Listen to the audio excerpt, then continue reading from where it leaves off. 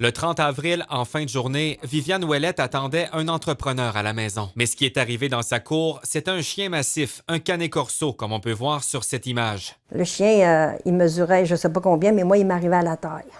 Fait que moi, je mesure 5 et 1. Elle et son conjoint avaient pourtant lancé l'avertissement, ne pas s'approcher. J'ai un chien dans la maison, puis je veux pas que tu approches. Mais l'animal n'a pas été maîtrisé. Le chien m'a sauté sur... il a mis ses pattes sur mes 2 seins. Comme il pesait tout près de 150 livres, j'ai tombé à la renverse. Et c'est là qu'il m'a croqué la gorge. Viviane a perdu conscience. Quand elle s'est réveillée, elle était couverte de sang. C'était une plaie ouverte et le chien était parti avec un morceau de peau ici en dessous, là, à peu près la grosseur d'un 2 $ de peau. J'ai demandé à mon chum, emmène-moi à l'hôpital d'urgence. Je shakeais.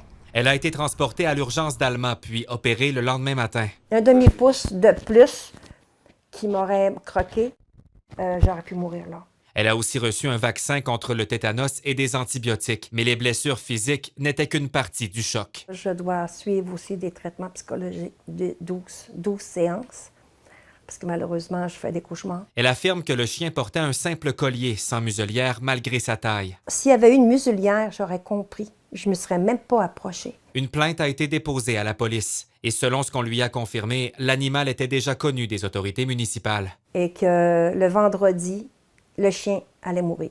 Je suis déçue pour les propriétaires du chien parce que je sais ce que ça fait perdre un chien, mais heureuse dans le sens que je suis certaine qu'il ne fera plus mal à personne. Aujourd'hui, elle tente de se reconstruire, mais les séquelles sont profondes. Quand tu te lèves le matin et que tu te vois manger comme je t'ai mangé, tu as le goût de pleurer. Une attaque aussi violente dans sa propre cour. Ça aurait pu être qu'un enfant du secteur, un enfant de n'importe qui, un des miens, aurait pu m'accompagner, puis l'enfant serait mort. La dame a aussi consulté des avocats pour voir si un recours est possible. Alex Martin, TVA Nouvelles, Alma.